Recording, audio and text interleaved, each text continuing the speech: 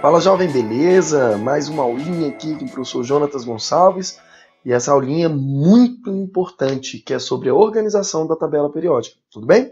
Então preste muita atenção, porque você precisa saber isso que eu vou falar, ok? Preste muita atenção, vamos lá. A tabela periódica está organizada em ordem crescente de números atômicos, como falamos na aula anterior, o que significa que ela está organizada em ordem crescente do número de prótons. Show de bola! E essa organização é dividida em 18 grupos, colunas verticais. Os grupos são colunas verticais, também chamados de família. Uma nomenclatura mais antiga, pouco usual, pouco cai. Hoje apenas chamamos de grupo. Então nós temos 18 grupos, colunas verticais, 18 famílias na tabela periódica. E temos 7 períodos. Temos 7 períodos que são as minhas colunas horizontais. Ok? 7 períodos. Os períodos representam o quê? Já vamos falar. O que eu posso afirmar sobre os elementos que estão localizados em um mesmo grupo da tabela periódica? Preste muita atenção nisso aí. Elementos localizados no mesmo grupo da tabela periódica apresentam propriedades químicas semelhantes, não são iguais, propriedades semelhantes. Inclusive, pessoal, é importantíssimo salientar que essa semelhança está relacionada com a valência. O que é valência? É a quantidade de elétrons que eu preciso ganhar ou perder para me estabilizar. Por exemplo, digo que um átomo é monovalente se esse átomo precisa ganhar ou perder um elétron para se estabilizar. Então, esse átomo vai formar um íon monovalente. Se for pelo ganho de um elétron, é porque ele se tornou um ânion. Se for pela perda de um elétron, é porque ele se tornou um cátion. Monovalente, porque é menos 1 no caso do ânion, ou mais 1 no caso do cátion. Tranquilo isso aí, né, pessoal? Sem grandes problemas. Show de bola! Preste muita atenção. Elementos de um mesmo grupo têm essa característica. Por exemplo, todos os metais alcalinos têm essa característica de perder um elétron para se estabilizar. Se estabilizam assumindo a configuração eletrônica de um gás nobre. A distribuição eletrônica, que falaremos mais à frente, dos gases nobres, é o padrão de estabilidade. Os gases nobres estão localizados no grupo 18 da tabela periódica. Grupo 18, grupo dos gases nobres.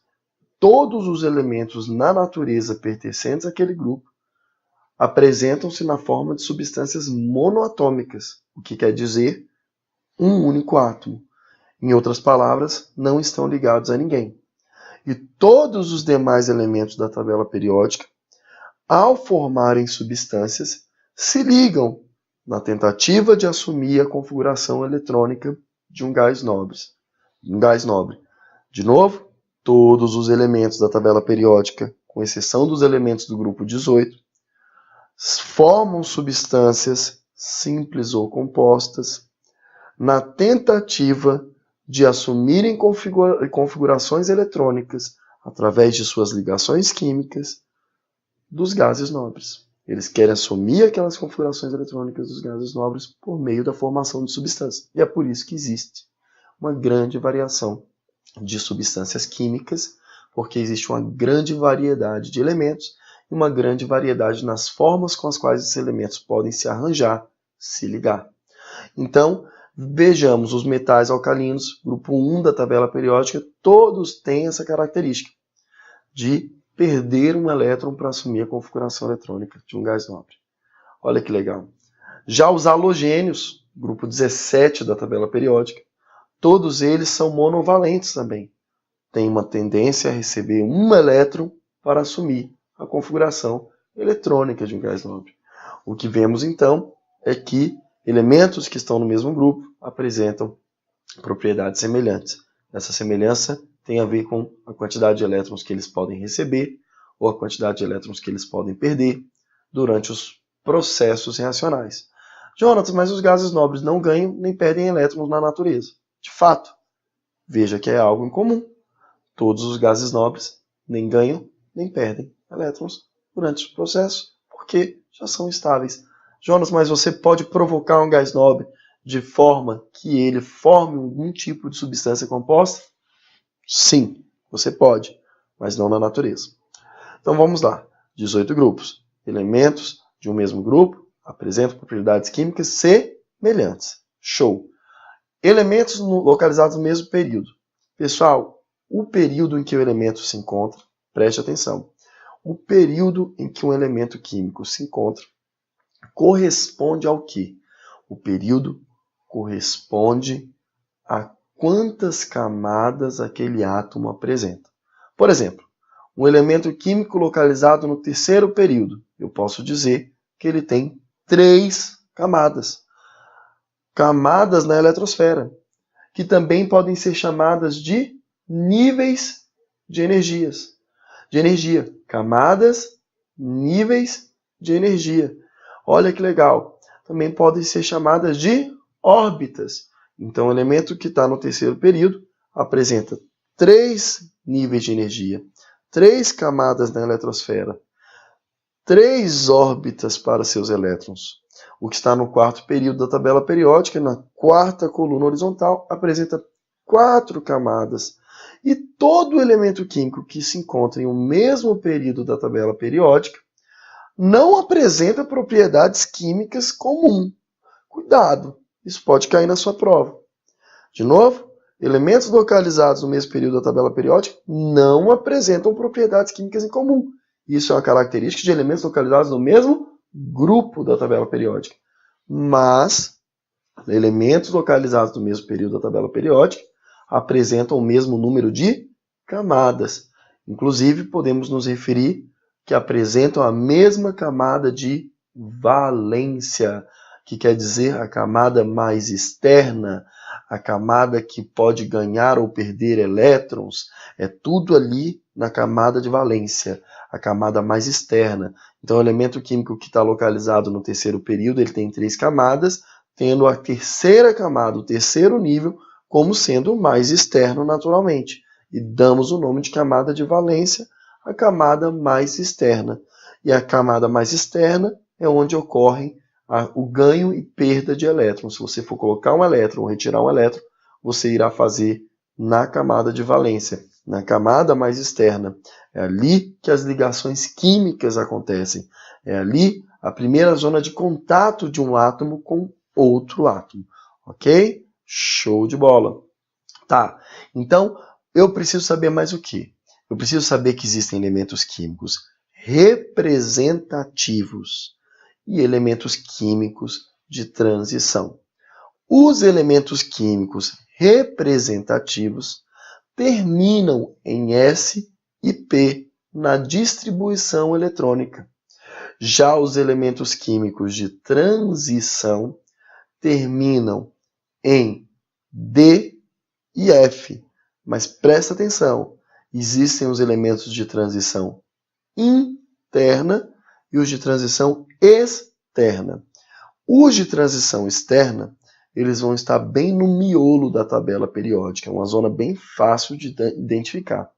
E os de transição interna, eles ficam localizados no terceiro grupo da tabela periódica.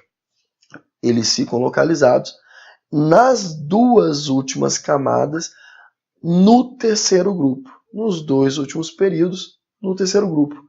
É a famosa série do lantanídeo e a série do actinídeo. Série dos lantanídeos, série dos actinídeos. Olha que legal, olha que interessante. Todos os elementos que estão no terceiro grupo, lá onde está o lantânio e o actínio, você vai olhar para eles lá embaixo da tabela periódica. Lá embaixinho da tabela periódica, todas aquelas 2 fileirinhas que estão ali representadas pertencem ao grupo 3. Estão no grupo 3. O lantânio e o actínio terminam a distribuição eletrônica em D. Já os demais elementos que estão naquela série representadas lá embaixo terminam sua distribuição eletrônica em F. Os elementos de transição externa terminam em D, a distribuição eletrônica. E F, os de transição interna. Quando a gente fala termina, isso quer dizer o quê? Apresenta subnível mais energético. Subnível mais energético é uma região dentro do nível. Eu tenho o meu nível, eu tenho a minha camada. Dentro da minha camada, eu tenho o meu subnível.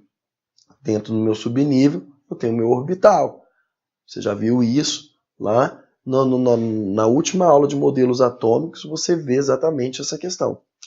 Existe uma região de máxima probabilidade de se encontrar um elétron, região essa denominada orbital. Níveis, subníveis e orbitais. Na camada a gente só enxerga o nível, mas na tabela, perdão, nós só enxergamos o nível. Mas existe subnível e existe também o orbital, que não está representado diretamente, mas a gente consegue fazer aquela distribuição seguindo algumas regras. Quando eu falo para você que os elementos representativos terminam em S, eu estou dizendo para você que o subnível mais energético dele está terminando em S. Quando eu falo que eles também podem terminar em P, eu estou dizendo que o subnível mais energético que eles podem apresentar também é o subnível P. S e P serão os subníveis mais energéticos dos elementos representativos. D e F serão dos elementos de transição, respectivamente externa e interna. Beleza? Também temos os metais e os ametais. Os metais são a maioria dos elementos da tabela periódica. Diga de passagem, o sódio, o potássio são metais. Então eu preciso saber que existem metais, existem os ametais ou não metais. Antigamente existia o que chamávamos de semimetais, mas hoje já dividimos eles dentro dos metais e dentro dos não metais. Metais, sua maioria, ficam normalmente, para quem está olhando para a tabela periódica, na região esquerda da tabela periódica. Os metais ficariam numa região mais esquerda-centro da tabela. Já os não metais já ficam numa região mais à direita de quem está olhando para a tabela periódica, não é isso? E é bem fácil de você identificar. Para ser metal, nós dizemos que um elemento precisa ter tendência a perder elétrons. O caráter metálico é uma tendência de perder elétrons para se estabilizar. Falaremos isso em propriedades periódicas.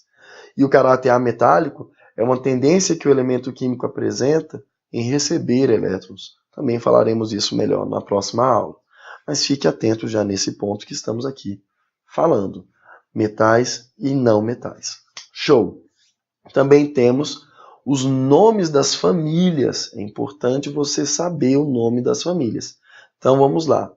A família 1, grupo 1 da tabela periódica, é chamada de metais alcalinos.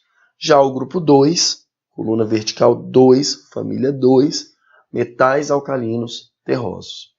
Os elementos representativos, nessa nomenclatura de família, eles são representados por algarismo romano seguido da letra A. Então, o grupo 1 dos metais alcalinos, também podemos dizer que é a família 1A. O grupo 2, a família 2A, a dos alcalinos terrosos. É importante você entender que os de transição, todos eles são famílias B, enquanto os representativos são famílias A, os de transição são famílias B. Tranquilo? Beleza. Então preste muita atenção. Metais alcalinos, alcalinos terrosos, grupo 1 e 2 da tabela periódica. Lembre-se que alcalino é sinônimo de básico. Então já fica a dica. Esses elementos apresentam um caráter básico em geral.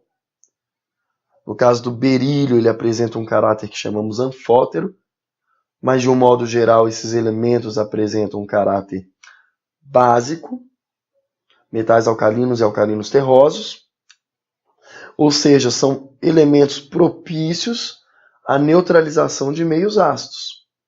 Então, a prova do Enem usa muito essa informação. Os elementos B não ganham, da família B, dos de transição, não ganham um nome próprio, só chama família dos metais de transição, todos eles. Não há uma diferenciação, até porque todos eles apresentam o mesmo número de elétrons na camada de valência, quando estão no estado fundamental, no seu menor ponto de energia. Agora, lá os outros representativos, do outro lado, lá do canto direito, os que são terminados em P na distribuição eletrônica, começa pela família do boro, que a gente até tem uma frasezinha: belas alunas gatinhas indo telefonar. Você pode olhar aí a brincadeirinha, tem a ver com os símbolos dos elementos. Em seguida, família do boro, vem a família do... Muito bem, família do boro vem a família do carbono. A famosa família do como siri gelado sem problema. Olha aí a brincadeirinha. Como siri gelado sem problema. São os elementos da família do carbono. Já fique esperto ali do carbono e do silício, dois elementos muito importantes, ok? Depois da família do carbono vem quem? Família do nitrogênio. Família do... Tem uma brincadeirinha aqui de mau gosto que diz que nenhum professor assume ser bi. É uma brincadeirinha para você decorar a frase, tá, pessoal? Você pode decorar pela brincadeira, fica à vontade. João, eu preciso decorar? Não, mas te ajuda a lembrar de imediato, por meio de relações mnemônicas. O que são mesmo mnemônicas, você sabe? Aquelas relações que você cria algo para associar, para gravar, memorizar, né? Igual a contagem dos meses, que a gente vem aqui no dedo, aqui, né? Os meses de 31 dias ficam nesse caroço do nosso dedo, nessa parte mais alta assim do dedo, né? Janeiro, 31, aí vem fevereiro, não tem 31, então a gente consegue saber quais são os meses que apresentam 31 dias. Isso se chama relação mnemônica, quando você usa de algum recurso para gravar uma determinada informação. Então, família do nenhum professor assume ser bi, família do nitrogênio. Depois vem, e aí é muito importante você prestar atenção, a família do oxigênio e a do flúor, porque são os elementos primeiros daquela família, tem nomes próprios, tá? A família do oxigênio é chamada de calcogênios. E a família do flúor, grupo 17 da tabela periódica, família dos halogênios. Muito importante isso. Os halogênios, flúor, cloro, bromo, iodo, os calcogênios, oxigênio, enxofre, né? Tem frasezinha também? Tem, calcogênios, os 7 porquinhos, 7 poloneses, a frase que você quiser criar. Tem a dos halogênios, fui claro, briguei e atirei. Tem frase para todo gosto. João, não gostei. Cria a sua, fica à vontade. Relação mnemônica para você, é importante. Agora, qual é a importância de a gente gravar essas frasezinhas? Os calcogênios, família do oxigênio. Você já vai de cara saber que oxigênio e enxofre tem uma relação semelhante. Semelhante em termos de ligação, não igual. Semelhante na quantidade elétrica que precisam receber para se estabilizar. Não fui claro, briguei e atirei, dos halogênios. Flúor, cloro, bromo, iodo. Elementos essenciais. Elementos que fazem parte do seu dia a dia. Não é isso? É muito importante saber. E os gases nobres, que é o grupo 18 da tabela periódica. Né? Hélio, neônio, argônio, criptônio, xenônio. Tem frasezinhas aí, mas eu prefiro que você descubra, que às vezes a frase é um pouco inapropriada para a idade. Inapropriado, censura, não vou falar. Mas é o Hélio, Nélio e o Arnaldo quebraram a Xerox da Renata. Essa é uma frase que você pode usar. São os gases nobres. Qual é a característica dos gases nobres? A característica dos gases nobres é que não precisam de elétrons, já são estáveis. Belezinha? Tranquilo? Então já vai curtindo a nossa musiquinha aí para você relaxar. E na nossa próxima aula nós vamos falar de propriedades periódicas. Beleza? Tranquilo? Um beijo. Encontro você em breve.